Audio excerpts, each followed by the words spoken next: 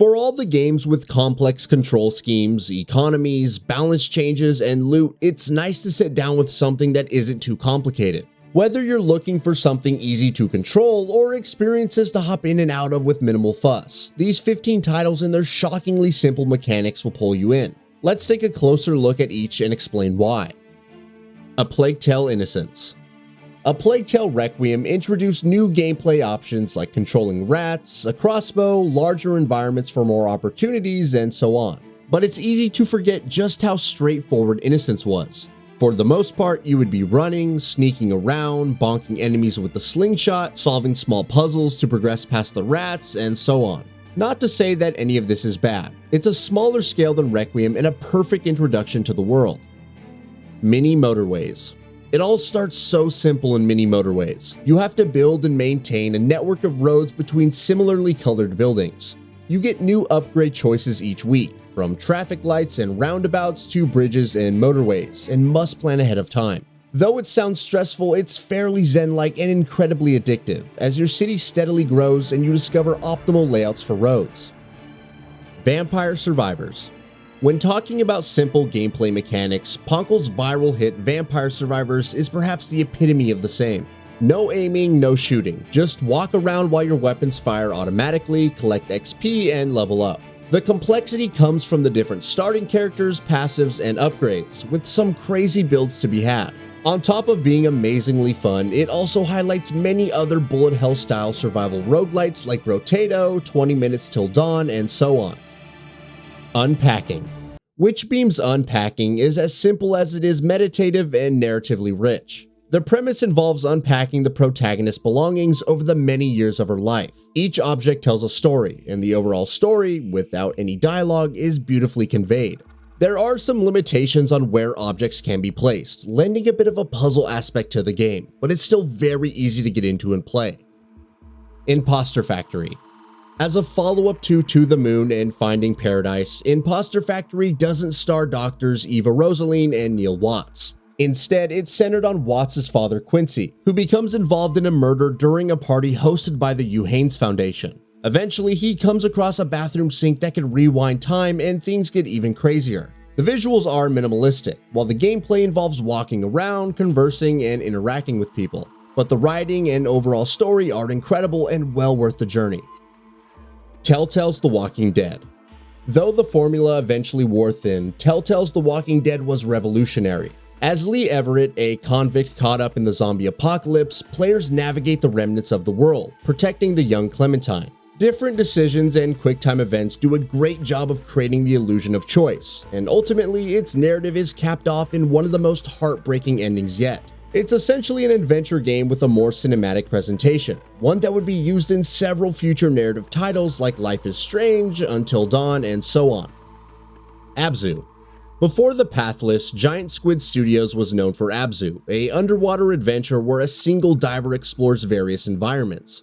Eventually, she navigates the ruins of an ancient civilization, occasionally crossing paths with a great white shark. The player can accelerate and interact with other marine life, or latch onto larger marine life for a ride. It's a very linear experience, but utterly gorgeous to behold. Journey. That game company's breakout hit Journey is acclaimed for its atmosphere, aesthetics, and soundtrack by Austin Wintory, who also composed for Abzu. It sees two players as robed figures, starting out in the desert and advancing towards a large mountain. There's no verbal communication, and you can only use a chime to progress forward or your scarf to fly for a short time. Failure to finish a section together connects you with other players. For all of its brilliance with seamless multiplayer and atmosphere, Journey only takes a handful of hours to complete. Firewatch. NFS tells people not to go too far in there. It's pretty dangerous. You're in it, aren't you? It doesn't seem that dangerous. Whoa, whoa! Ah, no! Henry! Seriously, it's completely fine in here. Campo Santo's debut hit seems a little more than a walking sim with gorgeous visuals, and in terms of controls, you wouldn't be wrong.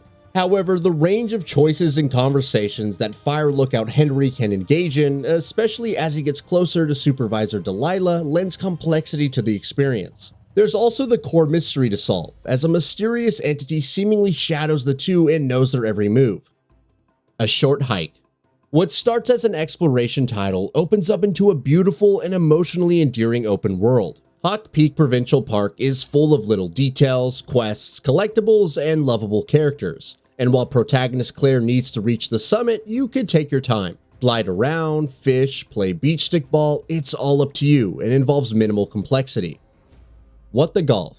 What the Golf's premise seems to revolve around various experiments to try and innovate on the game of golf. As such, it's a series of inane and insane challenges, where you'll toss golf clubs in people instead of golf balls, platform across areas as office chairs, and much more. The controls involve holding down the putting button and choosing a direction, while the scenarios are quick, lighthearted, and more than a little devious. Firework.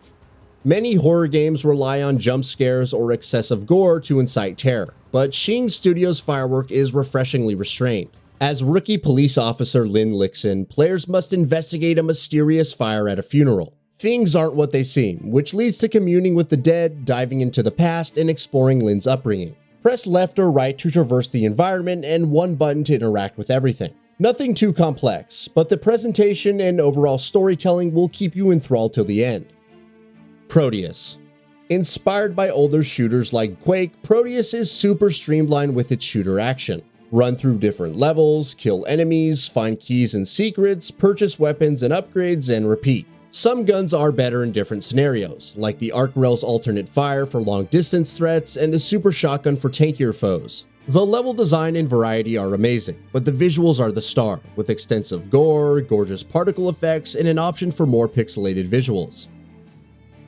What Remains of Edith Finch?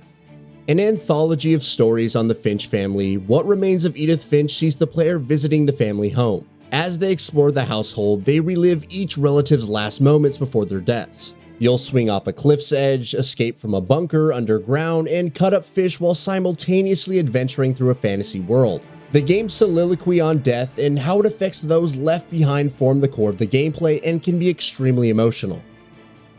The Stanley Parable Ultra Deluxe. Stanley's life in the Stanley Parable is about pushing a button in an office day in and day out. So once everyone in his office disappears, he begins a journey of self-discovery. Or he tries to spite the narrator of his life. Maybe he discovers the conspiracy surrounding the office, and maybe he goes behind the scenes of the game. A surreal experience with plenty of fourth wall breaking, and the Ultra Deluxe version adds to it with its meta commentary.